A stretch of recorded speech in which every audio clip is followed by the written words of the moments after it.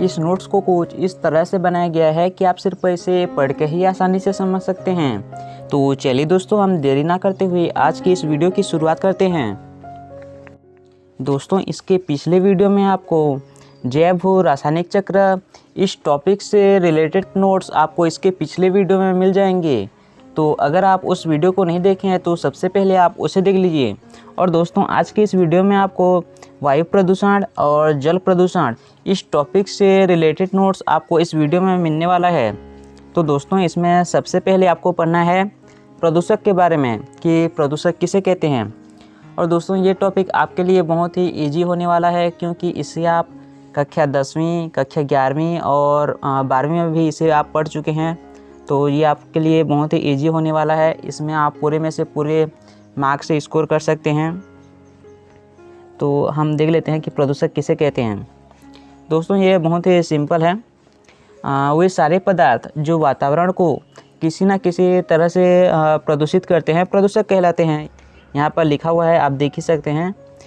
प्रदूषक मानवों द्वारा बनाए गए या प्रयोग में लाए गए अथवा फेंके गए ऐसे पदार्थ या पदार्थों के अवशेष जो वातावरण में रहकर उसे किसी न किसी रूप से प्रदूषित करते हैं प्रदूषक कहलाते हैं।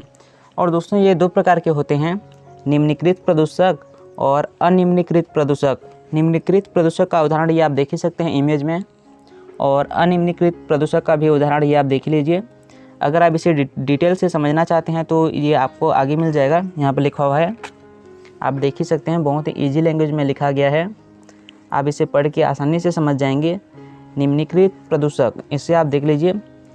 निम्नीकृत प्रदूषक वे प्रदूषक हैं जिनका जैविक अपघटन होता है, लेकिन इसकी मात्रा अधिक हो जाने पर इनकी अपघटन की दर कमी हो जाती है, जिसकी वजह से ये जल और मृदा वायु को प्रदूषित कर मानवों तथा उसके आर्थिक महत्व के जीवों में विभिन्न प्रकार के रोग उत्पन्न करते हैं। यानी कि दोस्तों, इसका जैविक अपघटन तो होता है, लेकिन इसकी मात्रा अधिक हो जाने पर इसका जैविक अपघटन दर कम हो जाती है, जिसकी वजह से ये वातावरण को प्रदूषित करते हैं।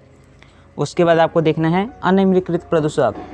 इसे भी आप आसानी से समझ सकते हैं।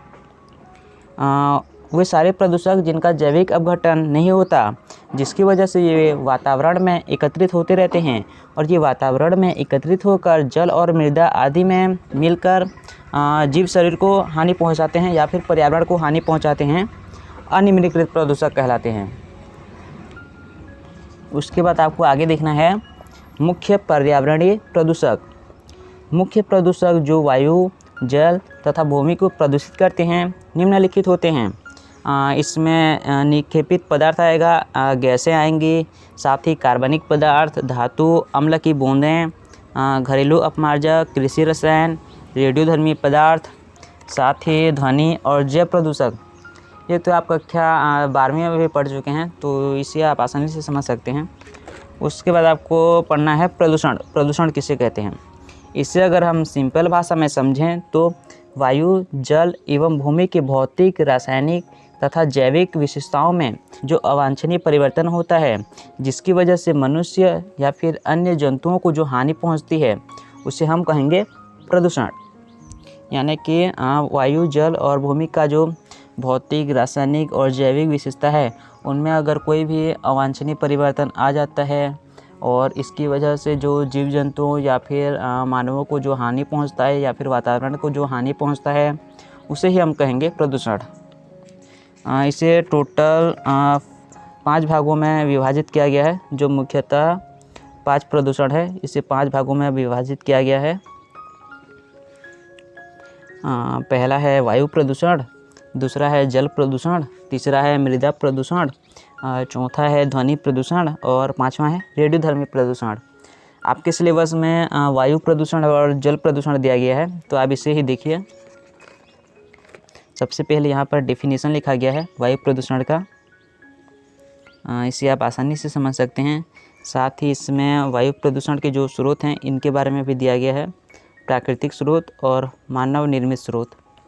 बहुत ही इजी लैंग्वेज में लिखा गया है ताकि आपको आसानी से समझ में आ जाए। दोस्तों, अगर आपको इसका PDF फाइल चाहिए तो इसके PDF फाइल के लिए आप दिए गए व्हाट्सएप नंबर पर आप मुझे मैसेज कर सकते हैं। मैं आपको व्हाट्सएप पे ही इसका PDF फाइल सेंड कर दूंगा। उसके बाद दोस्तों आपको पढ़ना है वायु प्रदूषण के कारण, जो कि बहुत ही ईजी है। उसके बाद आपको देखना है वायु प्रदूषण के प्रभाव, बहुत ही ईजी लैंग्वेज में लिखा गया है दोस्तों, ताकि आपको आसानी से समझ में आ जाए। फिर आपको देखना है वायु प्रदूषण के रोकथाम, टोटल 10 रोकथाम दिया गया है यहाँ पर। उसके बाद दोस्तों आपको देखना है जल प्रदूषण, ये आप देख ही सकते हैं।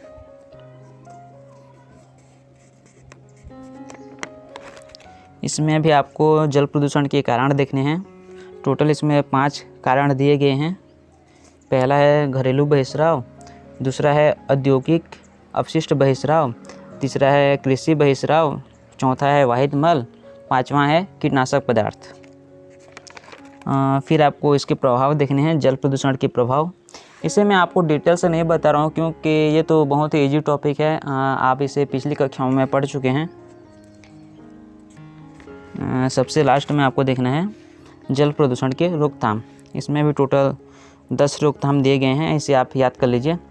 तो दोस्तों इसमें बस आपको इतना ही देखना था, और इसके आने वाले वीडियो में आपको पारिस्थितिक अनुक्रमण का जो टॉपिक है, इस टॉपिक से रिलेटेड नोट्स आपको इसके आने वाले वीडियो में मिल जाएंगे। फिर ये यूनिट ख़त्म हो जाएगा, फिर हम देखेंगे दूसरे यूनिट या फिर पेपर 2 का पहला यूनिट। तो चलिए दोस्तों, आज के लिए इस वीडियो में बस इतना ही। इसके आने वाले वीडियो में हम फिर से मिलते हैं। Thank you so much for watching.